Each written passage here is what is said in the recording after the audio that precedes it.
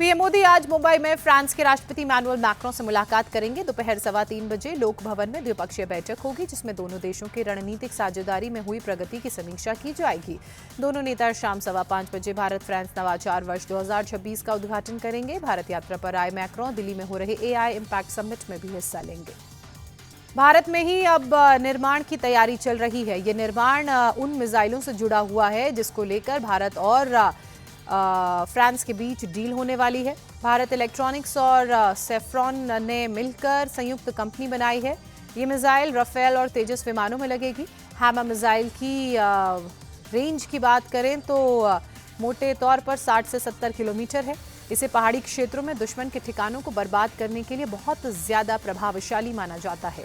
दुश्मन के बहुत ही मजबूत सुरक्षा वाले बंकरों के लिए तो ये काल का काम करेंगी।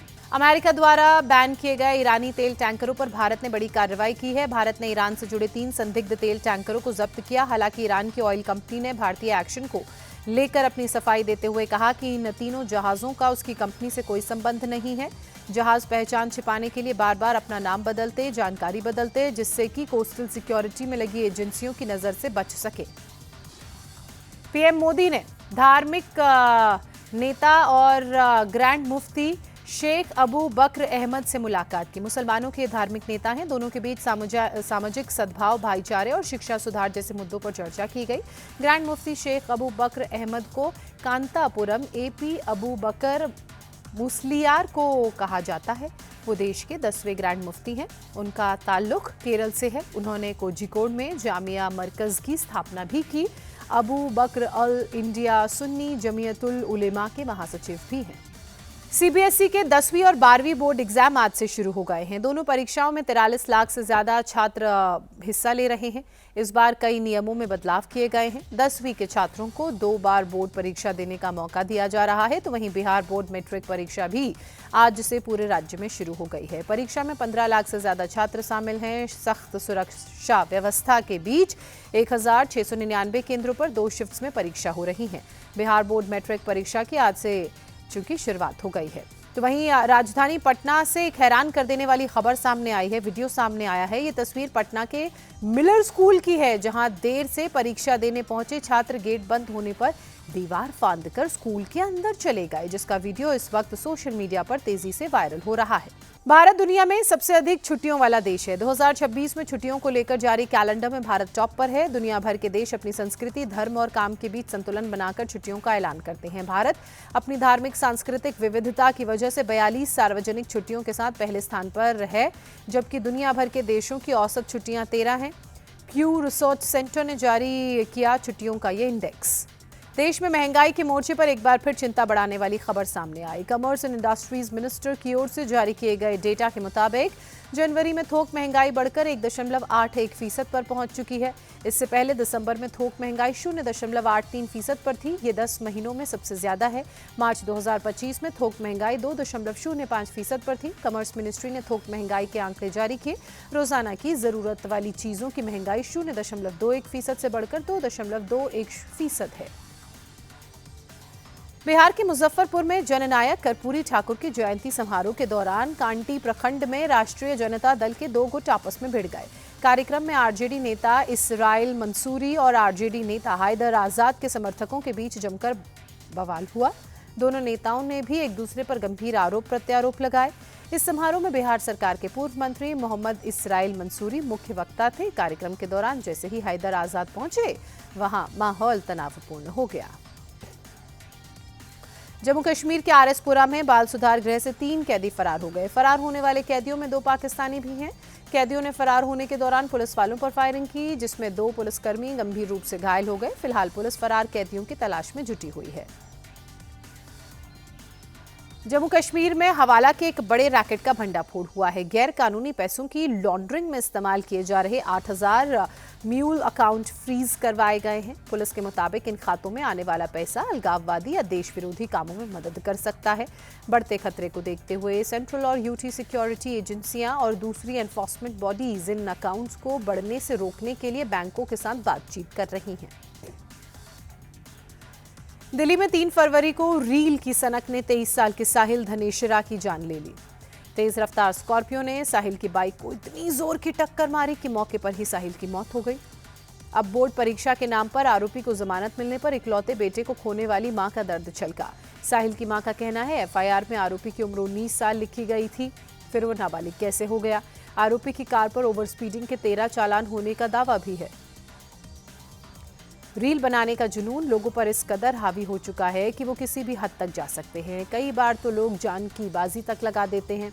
ऐसा ही कुछ हुआ दिल्ली के नजफगढ़ में, जहां एक लड़की को रील बनाना भारी पड़ गया। दरअसल लड़की वीडियो बना रही थी, तभी वो अचानक नाले में गिर गई। हालांकि राहत की बात यह रही कि मौके पर मौजूद पुलिसकर्मियों ने तुरंत लड़की का रेस्क्यू किया।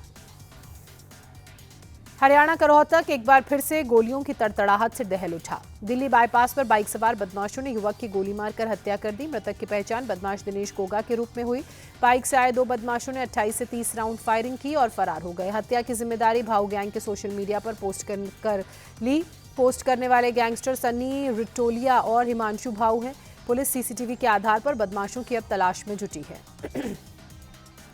यूपी के लखनऊ स्थित केजीएमयू में फिर मजार विवाद गर्मा गया। ऑल इंडिया मोहम्मदी मिशन के इस मामले में केजीएमयू के कुलपति प्रोफेसर सोनिया नित्यानंद और भूमि संबंधी मामलों के नोडल प्रोफेसर के सिंह के खिलाफ तहरीर दी गई। वहीं केजीएमयू प्रशासन ने छवि खराब करने और धमकाने का आरोप लगाते हुए मोहम्मदी मिशन को लीगल नोटिस भेजा है।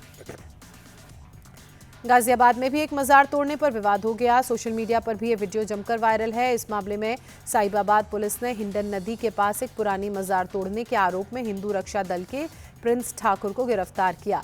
आरोपी ने मजार क्षतिग्रस्त करने का वीडियो सोशल मीडिया पर डालकर इसे अवैध अतिक्रमण बताया। वीडियो में वो हथौड़े से मजार तोड़ते हुए दिख रहा है। यूपी के मुजफ्फरनगर में प्रेमी के साथ मिलकर पति की हत्या करने वाली आरोपी पत्नी और उसके प्रेमी को पुलिस ने गिरफ्तार कर लिया।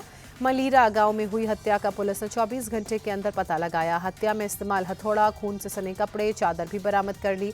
आरोपी महिला मीनाक्षी ने कबूल किया कि उसने 14 फरवरी की रात पति को नींद की गोलियां दी और फिर प्रेमी ने हथौड़े से मारकर उसकी हत्या की। बाद में शव को बाइक पर लादकर गांव के बाहर फेंक दिया। झांसी के नावाबाद थाना इलाके में कलेक्ट्रेट के सामने एक होटल में दबंगई का मामला आया सामने। बताया जा रहा है कि बाइक से पहुंचे 8 युवकों ने होटल स्टाफ के साथ लात घूंसों और बेल्ट से जमकर मारपीट की। आरोप है कि होटल में तोड़फोड़ भी की गई और सीसीटीवी तोड़ने की कोशिश हुई।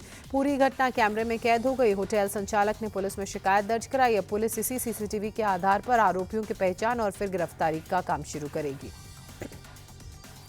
यूपी के बागपत में गांव-गांव में फेरी लगाकर बर्तन बेचने वाले युवक की ईंट से पीट कर हत्या कर दी गई। सूचना पर पहुंची पुलिस ने शव को कब्जे में लेकर पोस्टमार्टम के लिए भेज दिया। मामला बड़ौत कोतवाली क्षेत्र के सुल्तानपुर हटाना गांव का है। मृतक की पहचान शमशाद के रूप में हुई है, जो मूल रूप से संभल का ही रहने वाला था। मध्य प्रदेश के दुर्ग के देव बलौद में स्थित प्राचीन शिव मंदिर के सामने लगे मेले को लेकर एक बार फिर विवाद सामने आया। हिंदू संगठनों का आरोप है कि कुछ मुस्लिम दुकानदार हिंदू नामों का उपयोग कर खाद्य सामग्री और अन्य सामान बेच रहे थे। कुछ स्टॉलों पर तो हिंदू देवी देवताओं की तस्वीर और तस्वीर वाले वस्त्र भी बेचे जा रहे थे। मौके पर बजरंग दल और हिंदू जागरण मंच की संयोजक ज्योति शर्मा अपने समर्थकों के साथ पहुंची। नारेबाजी करते हुए दुकानों को बंद करवाया।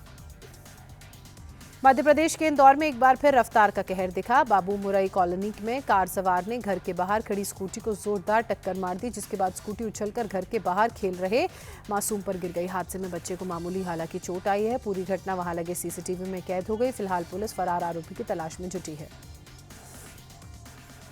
भोपाल में शादी समारोह के दौरान एक होटल में आग लगने से हड़कंप मच गया। सूचना मिलते ही दमकल की गाड़ियां मौके पर पहुंची। मशक्कत के बाद आग पर काबू पाया जा सका। राहत की बात यह है कि किसी तरह की कोई जनहानि इस हादसे में नहीं हुई, लेकिन काफी नुकसान जरूर हुआ। आग लगने के बाद काफी दूर से ही आग की लपटें देखी जा सकती थी। कर्नाटक के चिकमंगलूर में हिंदू परिवार के घर पथराव का मामला सामने आया। पथराव में घायल 2 लोगों को अस्पताल में भर्ती कराया गया। पीड़ित परिवार ने विशेष समुदाय पर पथराव का आरोप लगाया, जिसके बाद इलाके में माहौल तनावपूर्ण हो गया। बजरंग दल के कार्यकर्ताओं ने लोगों को पकड़कर पुलिस के हवाले किया। दोनों समुदायों के लोग थाने पर इकट्ठा हो गए, जिसके बाद पुलिस ने मामला शांत कराया। पुलिस मामले को लेकर 2 एफआईआर दर्ज कर चुकी है। जयपुर के झोटवारा इलाके में बीती रात कबाड़ गोदाम में आग लग गई। अफरा तफरी मच गई। धू धू कर आग की लपटें उठने लगी। लोगों की सूचना पर फायर ब्रिगेड पहुंची, आग पर काबू पाया। हादसे में किसी तरह की कोई जनहानि नहीं हुई है, लेकिन बड़े पैमाने पर नुकसान हुआ है।